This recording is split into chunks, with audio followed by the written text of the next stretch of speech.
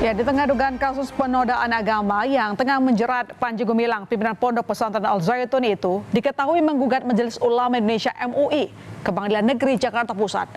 Dalam gugatannya, Panji Gumilang mengaku mengalami kerugian imaterial.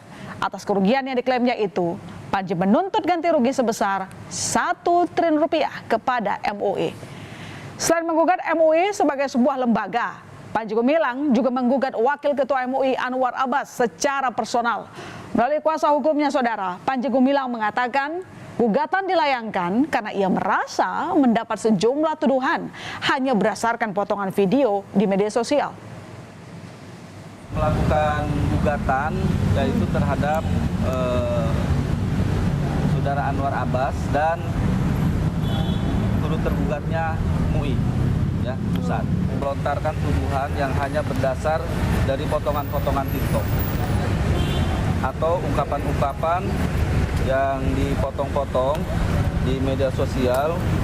Kemudian ungkapan-ungkapan tersebut belum ditabayunkan kepada pihak klien kami, selanjutnya dia statementkan di media.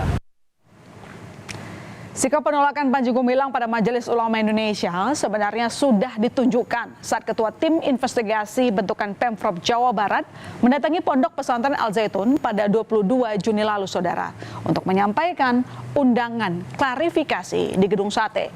Di hadapan Ketua Tim Investigasi Al Zaitun, Badruzzaman M. Yunus, Panji Gumilang terang-terangan meminta keluar jika ada anggota MUI yang ikut hadir ke Al Zaitun. Melangkah sedikit saja kurang sopan, nah, sampai dikatakan haram masukkan ke Zaitun. Nah, makanya saya bilang ada majelis ulama tidak? Kalau ada saya suruh keluar, karena sudah mengharamkan. Maka syaratnya boleh masuk sini kecuali majelis ulama. Menanggapi gugatan yang dilayangkan Panji Gumilang, Wakil Ketua MUI Anwar Abbas meresponsnya dengan santai. No komen dahulu, biasa, itulah hidup.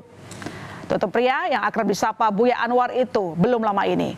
Di sisi lain, Pengadilan Negeri Jakarta Pusat akan menggelar sidang perdana gugatan perdata yang diajukan Panji Gumilang terhadap Wakil Ketua Umum MUI Anwar Abbas pada Rabu 26 Juli 2023 pekan depan.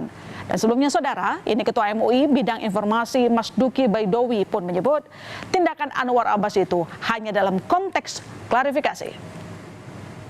Ini adalah negara hukum, setiap orang punya hak untuk menuntut, dan kami ya menyilahkan untuk dituntut. Tapi setahu saya apa yang dilakukan oleh Bapak Anwar Abbas itu dalam konteks ingin mengklarifikasi, bukan bermaksud untuk sebagaimana yang menjadi tuntutan dari pihak Bapak Panji Gumilang. Kami dari Majelis Ulama Indonesia sudah menyiapkan tim untuk hal-hal yang terkait dengan proses hukum. Sementara itu, Barreskrim Polri juga sebelumnya telah memeriksa 19 orang saksi terkait kasus dugaan penistaan agama yang dilakukan Panji Gumilang. Dari 19 orang saksi, 2 diantaranya adalah pelapor, sementara sisanya ahli agama, ahli bahasa, dan sosiolog. Polisi juga menyatakan penetapan tersangka kasus dugaan penistaan agama ini masih menunggu hasil pemeriksaan bukti dari Puslapor Mabes Polri. Dengan penetapan tersangka, saat ini penyidik Polri masih menunggu hasil dari Puslapor Barreskrim Polri. Selanjutnya, setelah melakukan pemeriksaan kepada saksi, juga saksi ahli, serta adanya hasil lab, maka penyidik akan melakukan gelar perkara. Yang mana gelar perkara tersebut untuk menentukan apakah saudara PG dapat ditetapkan sebagai tersangka atau tidak. Selain kasus dugaan penistaan agama, belum lama ini Menko Polhukam Mahfud MD juga sempat mengungkap ada sebanyak 145 rekening berisi kegiatan Pondok Pesantren Al Zaitun dan pimpinannya Panji Gumilang. Nah, yang telah dibukukan oleh PPATK. Mahfud menyebut pembukuan itu sudah dilaporkan kepada Badan Reserse Kriminal Polri. 145 rekening yang dibukukan ini menurut PPATK ada yang diduga terkait dengan tindak pidana pencucian uang TPPU. Nah, selain dugaan tindak pidana pencucian uang, Menko Polhukam Mahfud MD juga mengaku telah melapor ke Barreskrim Polri soal adanya dugaan penyalahgunaan kekayaan oleh Panji Gumilang. Mahfud mengungkap setidaknya ada 295 sertifikat tanah atas nama Panji Gumilang dan keluarganya. Mengapa dikatakan penyalahgunaan kekayaan? Nah, pasalnya saudara, menurut Mahfud, banyak kekayaan Ponpes Al Zaitun karena tanah-tanah itu ditulis atas nama pribadi, istri, dan anak-anaknya.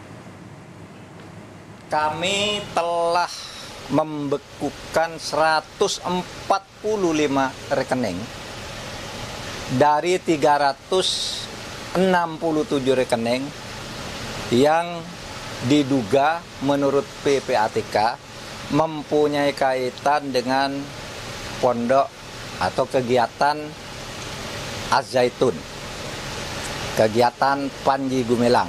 Diduga ada kaitan dengan penyalahgunaan kekayaan Az-Zaitun karena tanah-tanah itu ditulis atas nama pribadi. Atas nama pribadi Panji Gumilang, istri, dan anak-anaknya. Saya sebutkan ada 295 bidang tanah. PPATK pun mengungkap bahwa Panji Gumilang memiliki sebanyak 289 rekening, saudara. Dari jumlah ini, 256 rekening menggunakan atas nama pribadi dan 33 rekening sisanya atas nama Yayasan Al Zaitun. Nah, PPATK pun akhirnya memblokir ratusan rekening Panji Gumilang. Kok bisa ya Panji Gumilang memiliki ratusan rekening? PPATK sejauh ini sudah memblokir ya sebanyak 256 rekening yang terkait atas nama Panji Gumilang ya, dan ini sudah memakai juga 6 identitas ya dengan nama-nama yang hampir sama tapi isinya apanya berbeda gitu. Kemudian juga ada 33 rekening atas nama yayasan. Dan ternyata saudara, Panji Gumilang sempat menyebutkan jika biaya operasional Ponpes Al Zaitun tidak sedikit. Per tahun, biaya operasional di pondok pesantren yang berada di Kabupaten Indramayu tersebut mencapai 120 miliar rupiah. Lalu, dari mana Panji Gumilang mendapat uang untuk biaya operasional yang angkanya mencapai ratusan miliar rupiah ini? Nah, salah satu sumber pemasukan Ponpes Al Zaitun yakni melalui biaya pendidikan santri. Masuk Ponpes Al Zaitun, masing-masing santri harus membayar 53 juta rupiah per tahun.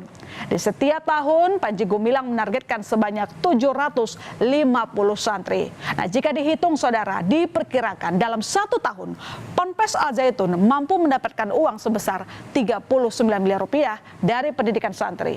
Nah, selain itu, cara pengumpulan dana lain yang dilakukan yakni meminta infak dari para pengikut hingga membuat panti asuhan. Nah, contohnya di tahun 1993, infak yang dihasilkan mampu mencapai 2 ton emas. Oke, sekarang kita kembali ke kasus dugaan pidana penistaan agama yang dilakukan Panji Gumilang. Kapolres Indramayu membenarkan adanya sejumlah saksi yang diperiksa oleh Barreskrim Polri. Pemeriksaan 2 saksi ini saudara dilakukan di Satreskrim Polres Indramayu selama 2 hari. Pemeriksaan saksi dilakukan oleh penyidik Barreskrim Polri untuk menggali laporan dari 2 saksi dari kelompok masyarakat. Penyidikan semuanya dilakukan oleh Barreskrim Polri, termasuk juga pemanggilan kepada saksi-saksi yang ada di wilayah Indramayu maupun di luar dari wilayah Indramayu. Semuanya dilakukan oleh Barreskrim Polri.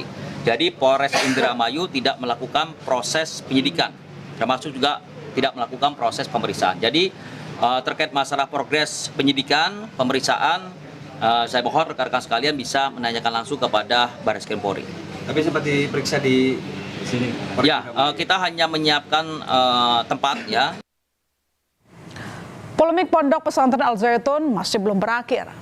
Kontroversi yang terjadi akhirnya menjadi perbincangan hangat di masyarakat. Kini banyak pihak menyorot sang pimpinan pondok pesantren Panji Gumilang. Langkah tegas pun dinanti agar polemik ini tidak terus berlarut-larut, terutama agar para santri yang menempuh pendidikan formal tidak dikorbankan. Saudara